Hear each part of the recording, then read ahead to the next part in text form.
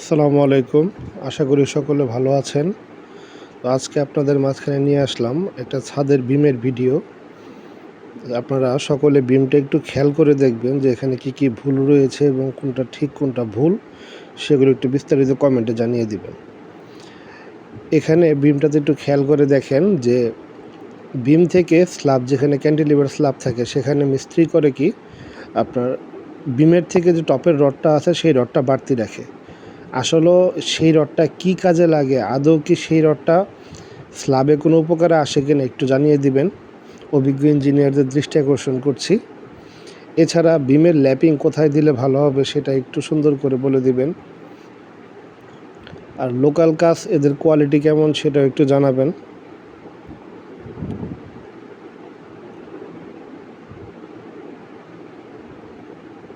ছাদের পুরা বিম বাঁধা শেষ, সেটা ইঞ্জিনিয়ার চেক করে এরপরে সেটার অনুমতি দিলে বিমটা ছেড়ে দেওয়া হবে।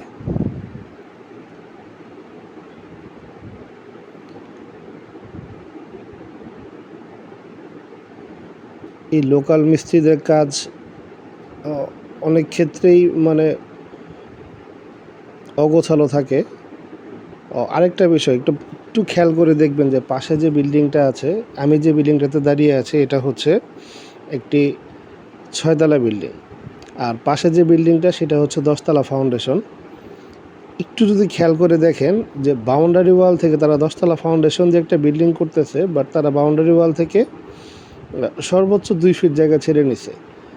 আর আমি যে বিল্ডিংয়ে দাঁড়িয়ে আছি এই বিল্ডিংয়ের মালিক 6 তলা বিল্ডিংয়ে কাজ করতেছে, উনি বাউন্ডারি ওয়াল থেকে কলামটা মিনিমাম 4 ফিট ভিতরে রাখছে।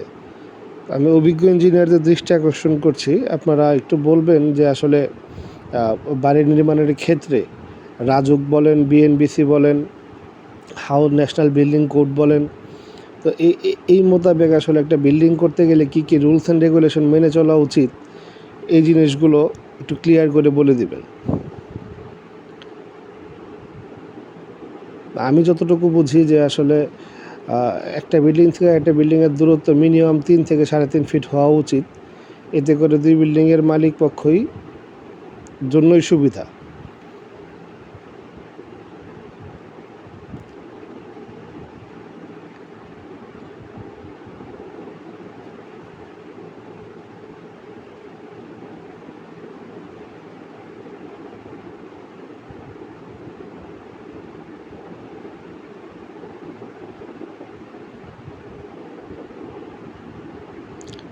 দেখতে পাচ্ছেন প্রত্যেকটা পাশে ক্যান্টিলিভার যেখানে ছাদ বের হয়ে গেছে সেখানেই বিমের রডটা বের করে রাখছে।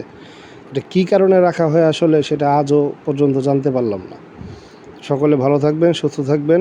আসসালামু আলাইকুম।